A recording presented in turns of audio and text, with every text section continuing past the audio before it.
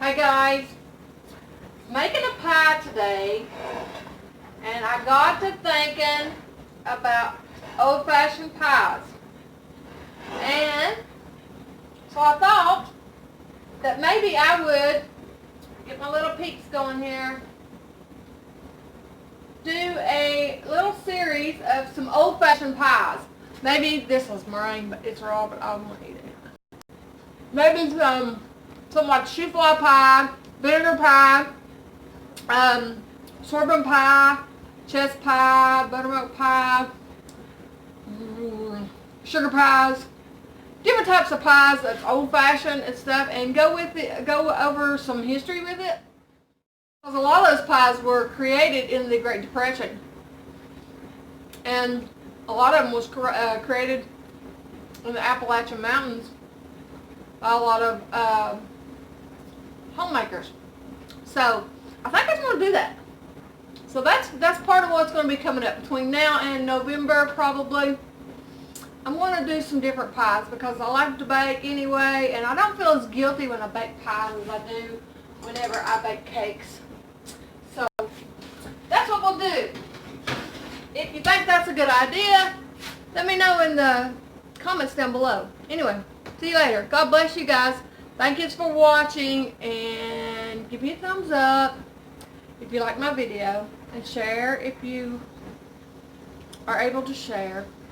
And I appreciate you a great deal. God bless. Hey guys, I wanted to see if y'all would really be interested in me doing some old-fashioned pioneer pies and stuff.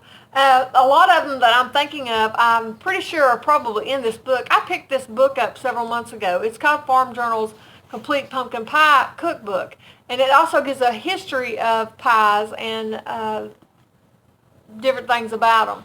I thought I'd read you a little bit about this just to kind of see if you think you're interested in this. For me, I love to hear history of things, or I love to know how things work or how things are made. I want to know things, if that makes any sense. But anyway, that's just how I am. But anyway, I wanted to share a little bit of this because I really love this book, and it's also got it's got a Farm Journal canning and freezing book, and a Farm Journal country cooking cookbook, I think it is. I don't have those, but they would be great to have. But I really loved this book whenever I found it and picked it up.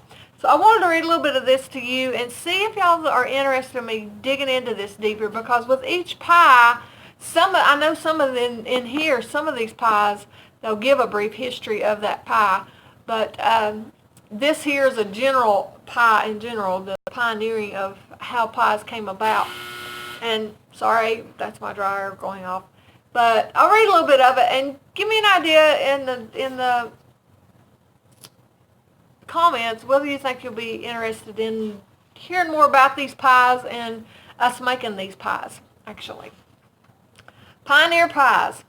The history of pies fascinates most women, so find an easy chair and prop yourself up, and we'll enjoy the next few pages particularly. I probably won't do that many pages. The creativity of pioneer homemakers who were as eager as you are to prepare food to please family and friends will inspire you. Why were the first pies round instead of square or oblong, for instance? What happened in the New World that shaped pies for centuries to come? Sparse food supplies had much to do with it. Colonial women used round pans literally to cut corners and to stretch their ingredients. Ain't that cool to know? I think that's cool to know. For the same reason, they baked shallow pies, because they didn't have as much ingredients. I think that's just really cool to me. Anyway, when the orchards and the berry patches they had planted on cleared, fertile land started to supplement the fruits of the wilderness and garden sass, S-A-S-S, I'm not sure what that means. If anybody knows, let me know. Became plentiful. Garden size became plentiful. Truly American pies, plump and juicy, came from the ovens. Rhubarb, a New World garden plant, was called pie plant to designate its major use. Increasingly, generous amounts of filling were held or wrapped in crisp golden pastries made with three available staples: flour, lard, and water. Pastry itself was originated on the other side of the Atlantic by the Greeks during the Golden Age. The Romans sampled the delicacies, carried home recipes for making it, a prize victory when they conquered Greece. It spread throughout Europe via the Roman roads, where every country adapted the recipes to their customs and foods. American women followed suit. When they experimented with their colonial kitchens and they came up with different pastries than they had made in their former homes. Gradually, regional pies developed: pumpkin, a native vegetable in New England, chess and pecan in the South, and nervous pies, or quivering pies, which are custard pies because they quiver. I thought that's cool too. Teamed with fruits. In Pennsylvania Dutch kitchens, the pies were important taste pleasures in pioneer life. Once, when a sailing ship bringing molasses to Connecticut colony was delayed on the high seas, the Thanksgiving celebration was postponed until the homemakers could have molasses to make pumpkin pies. So it's not surprising that Thanksgiving dinner isn't complete in New England today without pumpkin pie. That's cool. Early homemakers were limited by the foods grown on their farm. They, of course, had to make do as much as possible with what they could produce. In contrast, we now draw on the wide world for pie ingredients: chocolate, vanilla, banana, pineapple, coconut, for examples. In our devotion to creamy chocolate pies, we sometimes think we are great chocolate fans of all. We think we are the great chocolate fans of all time. I'm sorry. Far from it. The ancient Aztec Indians in Mexico loved the chocolate taste. They prized the native evergreen trees with their clusters of pink blooms, pale pink blooms, that produce the football-shaped pods from which the chocolate is made. They even paid their taxes with chocolate, and the same as money to them. These ancient Mexicans revered their climbing orchards. With its green-yellow flowers, one flower is about as 1,000 produces a vanilla bean from which the fragrant flavoring is extracted to this very day.